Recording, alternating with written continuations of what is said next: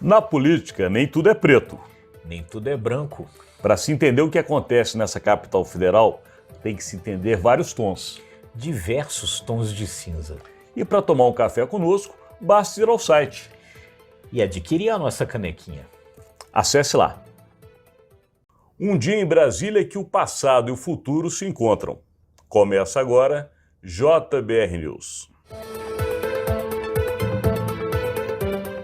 Bom dia, Rodolfo. Bom dia, Alexandre. Bom dia, pessoal. Rodolfo, nós temos um dia hoje que a gente já conversava um pouco antes de iniciar essa gravação. Para quem está aí do outro lado, a gente sempre tenta levar a melhor informação ao bastidor da política na capital federal. E hoje, coincidentemente, dois fatos movimentam a cidade. E um remete, de fato, ao passado e o outro remete ao futuro. A gente vai explicar melhor. Hoje acontece na CPMI dos atos de 8 de janeiro, ou os atos golpistas, o depoimento famoso do tenente-coronel Mauro Cid. Ele, para quem não se lembra bem, era o ajudante de ordens do presidente Jair Bolsonaro, um homem muito próximo ao presidente da República e que, com as investigações referentes ao que aconteceu no 8 de janeiro, é peça fundamental dessa investigação. Já, por outro lado, a reforma tributária, que nos remete ao futuro de um Brasil que esperamos todos nós melhore, está indo para o Senado. E no Senado o jogo é diferente, não só porque é uma outra casa, mas porque o que foi dado pela Câmara talvez tenha que custar um pouco mais para o Senado entregar. E aí, Rodolfo?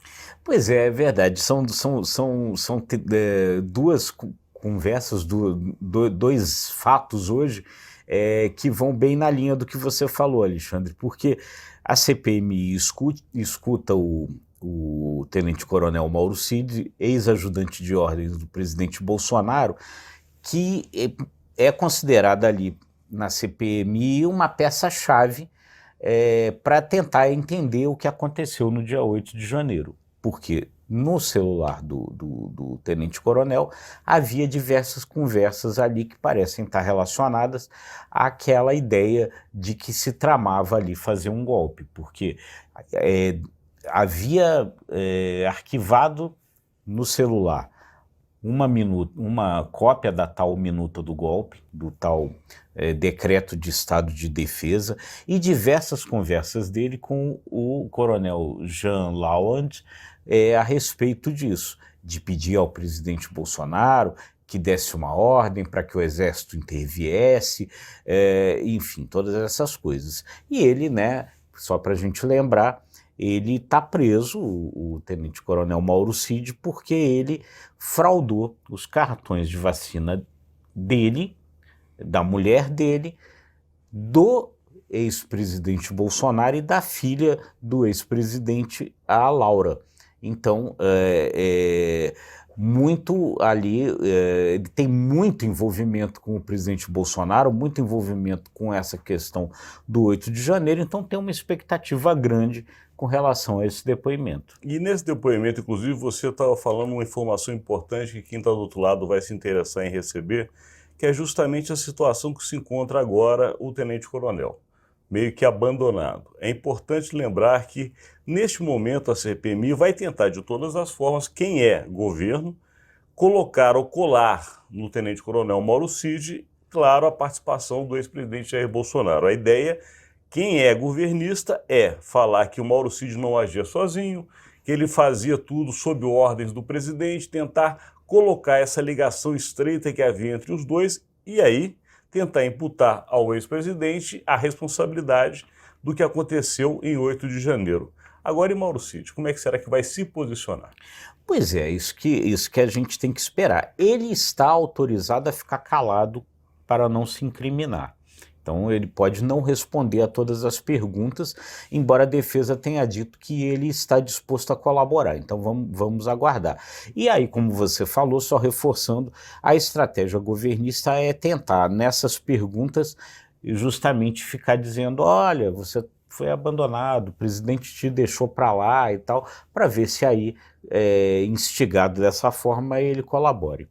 E outro assunto, que é a reforma tributária, agora está no Senado, mas com ainda longa tramitação. A informação que se tem, hoje inclusive, nesta manhã, em Brasília se encontram o presidente do Senado, Rodrigo Pacheco, e o ministro da Fazenda, Fernando Haddad, justamente para tratar do assunto. Porém, o Senado não vai dar a mesma celeridade que foi dada na Câmara. No Senado se diz que, na melhor das hipóteses, a reforma estará concluída em outubro. Pois é, a gente agora vai ter que ver o que acontece, né? O presidente do Senado, Rodrigo Pacheco, disse que queria ver se conseguia dar um rito mais sumário, mas realmente a situação não é muito simples e é importante a gente entender as razões. A Câmara dos Deputados, ela é formada de maneira proporcional às populações de cada estado. Então, os estados maiores têm uma representação maior. Então, ali, alguns estados que estavam contentes com a reforma, caso, por exemplo, do estado de São Paulo, né, tem ali maior peso. No Senado, todos os estados têm o mesmo peso, todos os estados têm 3 senadores. Então, ali, estados que estão insatisfeitos, como, por exemplo, o estado de Goiás, né, o governador Ronaldo Caiado queria votar contra a reforma, é bom que se lembre, tem os mesmos 3 senadores que o estado de São Paulo. Então, há uma expectativa de que lá no Senado, por conta desse peso igual de todos os estados, essas questões aí envolvendo estados, municípios, as perdas com esse ICMS e outras questões aí que na Câmara chegaram a ser ditas, mas não prevaleceram, podem agora atrapalhar um pouco a tramitação lá no Senado. Inclusive porque querem que passe por 2 comissões, assuntos econômicos e Constituição e Justiça, só depois ir a plenário em 2 votações. Tudo isso também a gente sabe é um pouco do jogo político aqui de Brasília. Não se entrega tão facilmente ao governo algo tão cobiçado de uma maneira fácil. Sempre é um jogo de troca, mas aqui a gente precisa terminar esse conteúdo hoje, mas vamos ficar atentos a tudo que acontece em Brasília para levar para você diariamente o que acontece na capital federal. É isso aí. Vamos estar atentos para poder passar todas as informações, todos os bastidores, todas as análises para você. E se você gostou, vá lá, curta, compartilha, se inscreva nos nossos canais. Obrigado e até amanhã.